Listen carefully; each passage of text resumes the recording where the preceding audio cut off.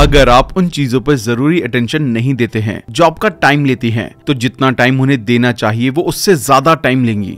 सोचिए आप एक कंप्यूटर की तरह हैं। आपका दिमाग हर टाइम इंफॉर्मेशन प्रोसेस कर रहा है, नई इंस्पिरेशन ले रहा है और थॉट्स जनरेट कर रहा है। बिल्कुल कंप्यूटर की तरह आपके दिमाग में भी रैम यानी कि वर्किंग मेमोरी की एक लिमिट है। जब आपके दिमाग की रैम भर जाती है तो वो स्लो हो जाता है और कम एफिशिएंट हो जाता है। यही होता है जब आप हर टाइम उन सभी चीजों के बारे में सोच रहे हैं जो आपको करने की जरूरत है।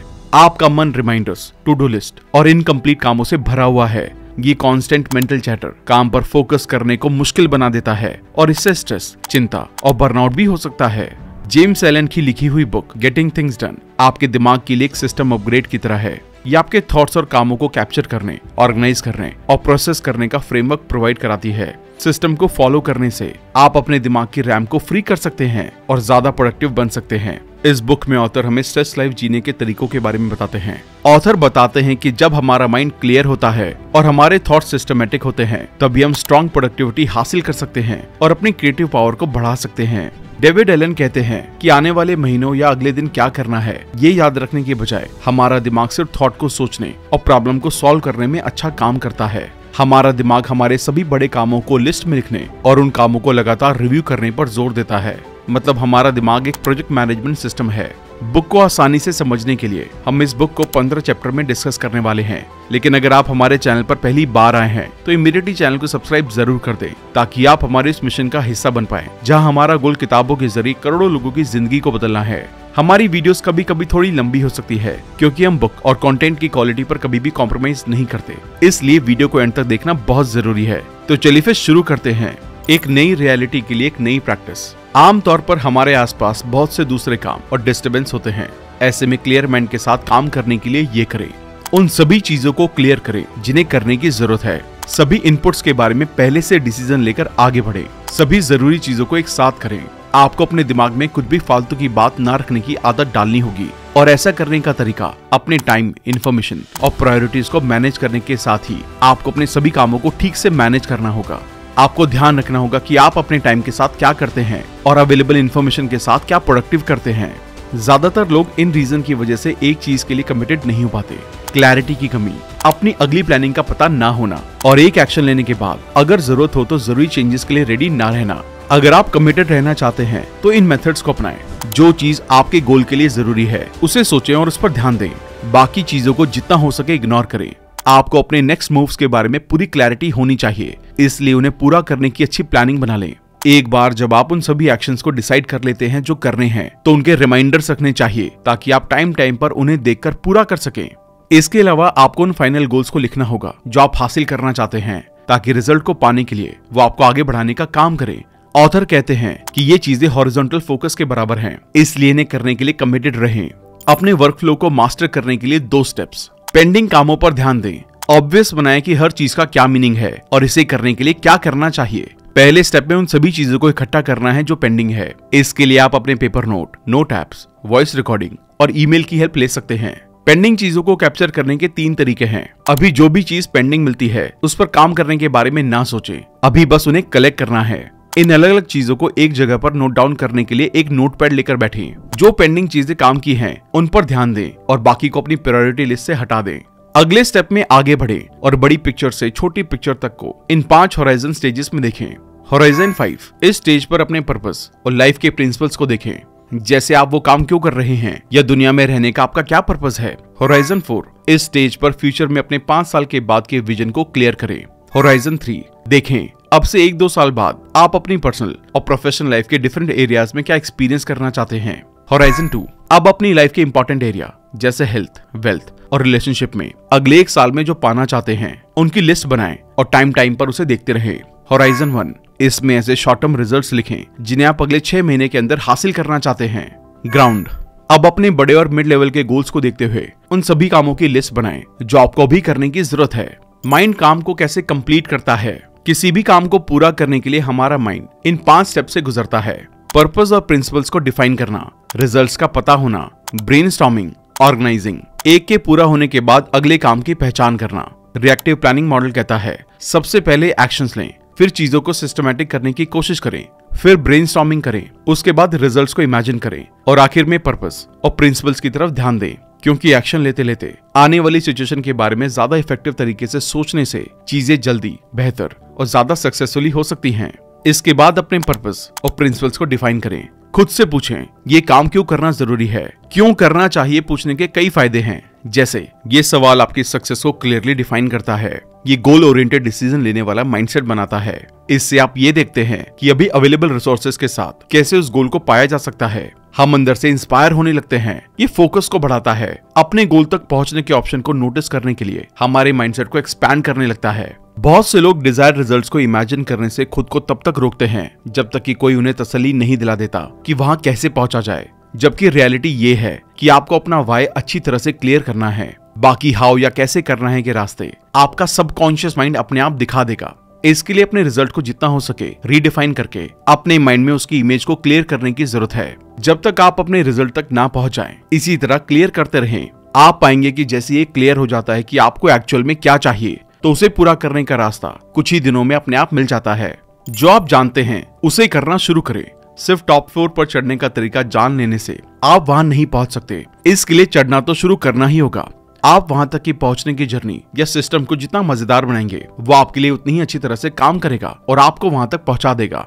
इसलिए आपके सिस्टम को तेज होने के अलावा मजेदार और आसान होना चाहिए। आजकल के डिजिटल एरा में कई लोग इसे ही रियलिटी मानकर बैठे रहते हैं, जिस वजह से वो बहुत सारी इन्फॉर्मेशन तो कलेक्ट कर लेते हैं, लेकिन बिना एक्शन के अच्छी नॉलेज का भी क्या ही फायदा। इसलिए अपनी काबिलियत का इस्तेमाल करके आगे बढ़ने के लिए जो आप जानते हैं उसका यूज करना शुरू करें। अपनी चीजों को फिक्स करें। जो चीजें जरूरी नहीं है या स्ट्रेस देने वाली हैं, उसे अपनी फिजिकल, मेंटल और इमोशनल दुनिया से दूर कर दें। जब आपके आसपास ऐसी चीजें नहीं होती हैं, तो ध्यान सिर्फ उन्हीं चीजों पर जाने लगता है जो जरूरी है।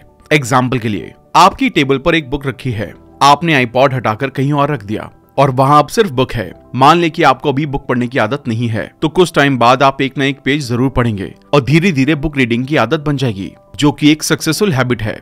यही सेम तरीका फेलियर की तरफ ले जाने वाली हैबिट्स को बनाने के लिए तरफ भी ले जाता है। इसलिए अपने माहौल में सिर्फ उन्हीं चीजों को रहने की जगह दें जो कामयाब हैबिट्स बनाने की तरफ ले जाए। क्लियर करें। इसका मतलब है, जब भी आप किसी चीज या इंसान के साथ अपना कीमती टाइम बिताने जा रहे हैं, तो इस बारे में क्लियर रहें कि वो आपके लिए वैल्यूएबल है या नहीं और आप उनके साथ क्या करने जा रहे हैं। हम अपना ज्यादातर टाइम इन चीजों के साथ बिताते हैं, कॉल, काम, लोगों के साथ डिस्कस करने के लिए, और फिर मोबाइल या कंप्यूटर पर। इनके साथ टाइम बिताने से पहले अपने माइंड में 3 लिस्ट बना लें। सबसे जरूरी काम क्या है, उसके बाद क्या करेंगे और सबसे एंड में क्या करेंगे। सबसे जरूरी काम को सबसे पहले करें, उसके बाद कम इंपॉर्टेंट काम पर आए। इन दोनों को करने के बाद ज्यादातर काम अपने आप पूरे हो जाते हैं। इसलिए कई बार अगली लिस्ट पर आने की जरूरत ही नहीं होगी। इसे डेली से शुरू करके वीकली और मंथली बेसिस पर करते रहें। इसी के साथ जो जरूरी काम आप दूसरों को डेलीगेट करते हैं, उसे नोट जरूर कर लें। सही बकेट सेट करें। अपने काम को पूरा करने के लिए उसे सिस्टमैटिक बना दें। सिस्टमैटिक बनाने के लिए हर स्टेप को क्लियर करें कि सबसे पहले क्या करना है, उसके बाद क्या, और इसी तरह से स्टेप्स को क्लियर करने के बाद 1-2 बार उन्हें करके देख लें। एक बार पूरी प्रोसेसिंग हो जाने के बाद आउटपुट को सिस्टमैटिक करने के लिए किसी भी एक तरीके की जरूरत होती है, जिससे कोई भी उसे आसानी से समझकर उस काम को कर सके। इसलिए ऐसा सिस्टम बनाएं। अपने इस सिस्टम स्टेप्स की लिस्ट में इन 7 चीजों को शामिल करें जिन पर आपको नजर रखनी होगी। फाइनल गोल और उस तक पहुंचने के लिए छोटे छोटे माइलस्टोन गोल की लिस्ट। हर गोल तक पहुंचने के लिए जरूरी रिसोर्सेज जिन्हें आप करेंगे तो यूज करेंगे या किसी और से करवाएंगे तो उन्हें प्रोवाइड करेंगे। डेडलाइन कि हर माइलस्टोन को कब कब पूरा करना है, उनका ट्रैक रिकॉर्ड रखें। एक काम पूरा करने के बाद अगले एक्शन की लिस्ट रखें। हर दिन में कुछ टाइम ऐसा निकालें जिसमें आप अनएक्सपेक्टेड चीजों से डील करेंगे। अपने हर एक्शन को शुरू करने के लिए ट्रिगर भी बना लें। ट्रिगर्स ऐसी चीजों या छोटे इंसिडेंट्स को बनाएं जिन्हें देखते ही वो करने की याद आ जाए। एक काम पूरा होने के बाद अगला क्या करना है, इसकी क्लैरिटी के लिए इन चीजों को एक एक करके देखें। कॉल्स, ऑफिस के अगले जरूरी काम और घर के जरूरी काम। एक वेटिंग लिस्ट बनाकर इसे टाइम टाइम पर रिव्यू करते रहें ताकि ये डिटरमाइन किया जा सके कि अब आगे कोई एक्शन पेंडिंग तो नहीं है। फिर अपनी मे बी लिस्ट बनाएं। इसमें ऐसे कामों को लिखें जो आप टाइम मिलने पर शायद पूरा करेंगे और हफ्ते में 1 दिन का कुछ टाइम इनके लिए अलॉट कर दें। इन कामों को मैनेज करने के लिए आप नोटपैड या ऑनलाइन नोट में एक अलग फोल्डर बना सकते हैं। किसी भी प्रोजेक्ट को ट्रैक करते हुए पूरा करने का कोई स्पेसिफिक या बहुत अलग तरीका नहीं है। आपको भी बस ये जानने की जरूरत है कि दूसरों के पास कौन से प्रोजेक्ट या काम बाकी हैं और उन्हें पूरा करने के लिए उस टाइम किसी भी कनेक्टेड रिमाइंडर से जोड़ दें। आप इतना करें, बाकी का काम आपका रिमाइंडर और आप खुद से कर लेंगे। रिव्यू करके अपने सिस्टम को फंक्शनल रखें। किसी भी काम को पूरा करने के लिए उसे करने वाले आपके सिस्टम को अच्छे से काम करना जरूरी है और लगातार काम करते रहने के लिए ये जरूरी है कि सिस्टम पर भरोसा बना रहे, सिस्टम को अप टू डेट रखकर ट्रस्ट बनाए रखें। आपका कब और क्या रिव्यू है इसका शेड्यूल बना लें। एलन कहते हैं कि इसके लिए अपनी डेली कैलेंडर में इसे लिस्ट कर लें और एक एक करके रिव्यू करें। सिस्टम से अच्छी तरह से अप टू डेट रहने की हर हफ्ते की रिव्यूइंग है। इस रिव्यू प्रोसेस में वो सब शामिल करें जो आपके माइंड को जरूरी काम के बारे में क्लैरिटी के लिए चाहिए। एलन हर फ्राइडे दोपहर को कुछ घंटे इसे करने की सलाह देते हैं जिससे आप हर हफ्ते इसे अच्छी तरह से रिव्यू कर सकें।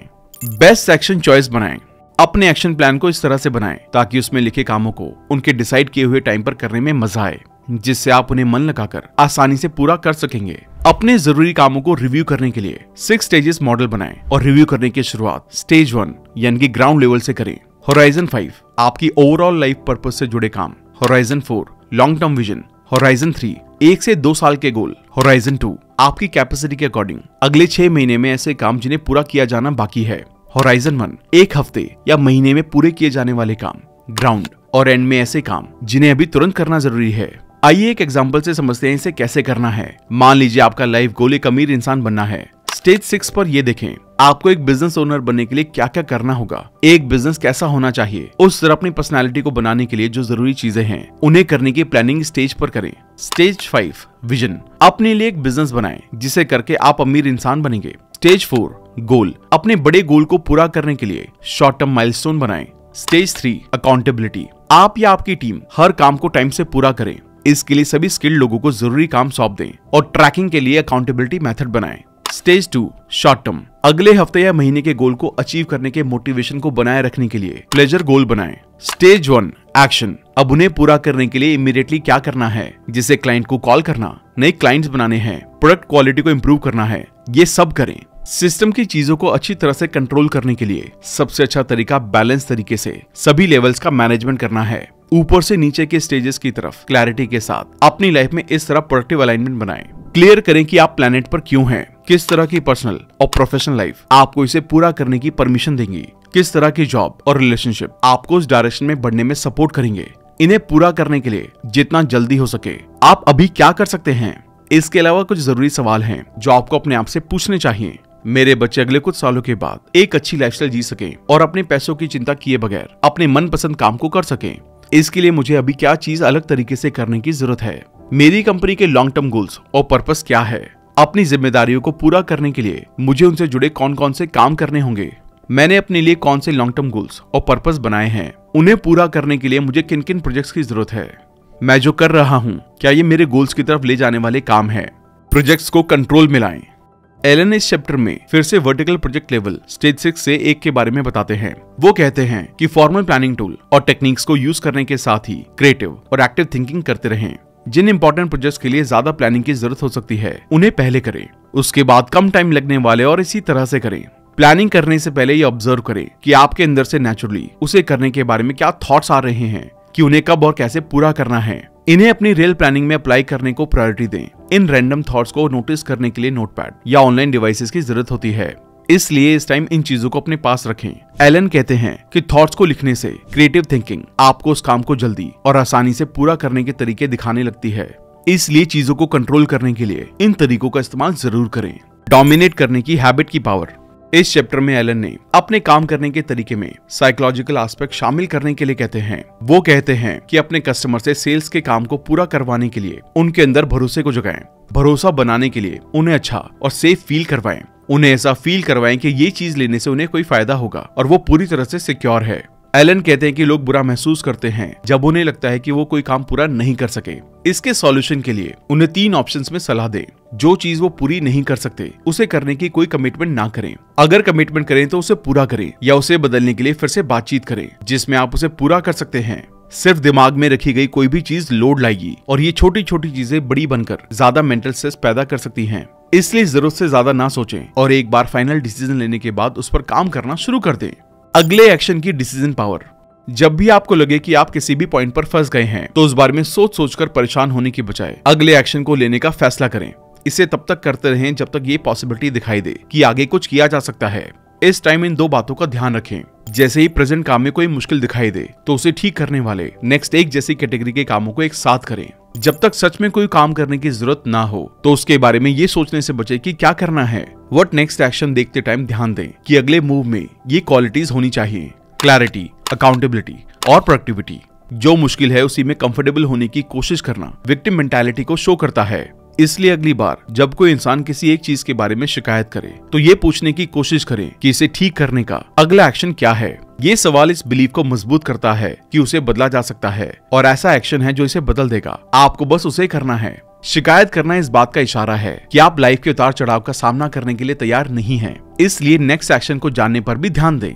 रिजल्ट पर ध्यान देने की पावर। ऑथर बताते हैं कि जब तक आप अपने डिजायर रिजल्ट्स को नहीं जानते हैं तब तक आप सही एक्शन को डिफाइन नहीं कर सकते। फेल हो जाने में सिर्फ ये 3 प्रॉब्लम्स होती हैं। आप नहीं जानते हैं कि आप क्या चाहते हैं, आप इसे हासिल करने के लिए एक्शन डिसाइड नहीं करते हैं, या आप उन एक्शंस को लेते ही नहीं हैं। इसके हर स्टेप पर सिर्फ एक ही सॉल्यूशन है, क्लैरिटी। आपको पता होना चाहिए कि फाइनल गोल क्या है और हर एक्शन पर आपको ये पता होना चाहिए कि आपको अगला स्टेप क्या लेना है। आप जो कुछ भी कर रहे हैं उसके रिजल्ट के बारे में क्लियर होने से रास्ते में आने वाले चैलेंजेस से डील करने का मोटिवेशन मिलता है। इससे आप उन तरीकों के बारे में क्लियर होने लगते हैं जिन्हें फाइनल रिजल्ट तक पहुंचने के लिए अपनाया जा सकता है। तरीकों के बारे में क्लियर होने से पहले सक्सेस के लिए काबिल बनने में सपोर्ट मिलता है। इसी के साथ प्लानिंग करने से इसमें अच्छी ग्रोथ मिल सकती है। मान लें कि आप एक बिजनेस मीटिंग में हैं, तो वहाँ रिजल्ट ओरिएंटेड थिंकिंग और डिस्कशन के लिए अपने आप से ये बेसिक क्वेश्चन करें। आप इस मीटिंग के एंड में क्या चाहते हैं? आपकी कंपनी का ऑब्जेक्टिव क्या है? क्या इस मीटिंग का पर्पस उससे मेल खाता है? अगर मीटिंग में एक नया सॉफ्टवेयर इंट्रोड्यूस किया जा रहा है तो सामने वाले की बातों से इन्फ्लुएंस होने की बजाय ये देखें कि आप इस सॉफ्टवेयर से क्या हासिल करना चाहते हैं। और सबसे जरूरी सवाल, आप ये मीटिंग क्यों कर रहे हैं? याद रखें, बिना क्लियर रिजल्ट या गोल की मीटिंग्स बिना मतलब के डिस्कशन की ओर ले जाती हैं। इसलिए मीटिंग से पहले उसके पर्पस को क्लियर करने की जरूरत है। इसके अलावा मीटिंग तब यूजलेस होती है जब आपके ऑब्जेक्टिव और डिजायर्ड रिजल्ट्स को पाने और डिस्कस की जा रही प्लानिंग में रियलिटी की कमी हो। इसलिए डिजायर्ड रिजल्ट्स को क्लियर करें और उस तक जाने की रियलिस्टिक प्लानिंग बनाएं। जरूरी चीजों को लिख लें। हमारा दिमाग क्रिएटिव थिंकिंग या कुछ नया सोचने में बहुत तेज है, लेकिन उसे याद रखने में सुस्त है। जब आप अपने इस क्रिएटिव माइंड को अपने ऑर्गेनाइजिंग सिस्टम की तरह इस्तेमाल करने की कोशिश करते हैं तो आपका माइंड ओवरवेल्म होने लगता है और नई चीजों पर ध्यान देने की कैपेसिटी कम होने लगती है। अधूरे काम दिमाग में जगह लेने लगते हैं, जिससे क्लैरिटी और अटेंशन में कमी होने लगती है। इसलिए जरूरी कामों को लिखकर शेड्यूल करना इन फिजूल की चीजों को दिमाग से दूर कर देता है। Advance getting things done method. Getting things done method में मास्टरी हासिल करने के लिए 2 एडवांस स्टेप्स हैं। अपने वर्कफ्लो को बनाए रखने और मैनेजमेंट के लिए इसके फंडामेंटल को अच्छी तरह से प्लान करें। चीजों को अच्छी क्वालिटी के साथ कम टाइम में करने के लिए नई स्किल सीखते रहें। ऐसा करने से आप अपने नेचुरल प्रोडक्टिव जोन में आ जाएंगे। तो दोस्तों, ये थी गेटिंग थिंग्स डन बुक की समरी। इस बुक से आपने स्ट्रेस फ्री लाइफ जीने के तरीकों के बारे में जाना और इसे अपनी लाइफ में शामिल करके कोई भी स्ट्रेस से दूर होकर अपनी लाइफ में आगे बढ़ सकता है। ये बुक हमारे दिमाग को सिस्टमैटिक करने में बहुत हेल्प करती है। हमें उम्मीद है आपने भी स्ट्रेस फ्री होकर सुकून से काम करने के तरीकों को अच्छे से समझ लिया होगा और आप इन्हें अपनी लाइफ में अप्लाई करके अपनी लाइफ में स्ट्रेस फ्री लाइफ को हासिल कर सकेंगे। इस बुक में दी गई कोई भी टिप जो आपको सबसे ज्यादा पसंद आई, जिसे आप आज से ही इंप्लीमेंट करना शुरू करेंगे, हमें कमेंट करके जरूर बताएं। इसके साथ साथ आप हमें ये भी बता सकते हैं कि अगली बुक समरी आप कौन सी चाहते हैं जो हम अपने चैनल पर रिलीज करें। जल्दी मिलते हैं और भी बेहतरीन वीडियो के साथ। Thank you so much.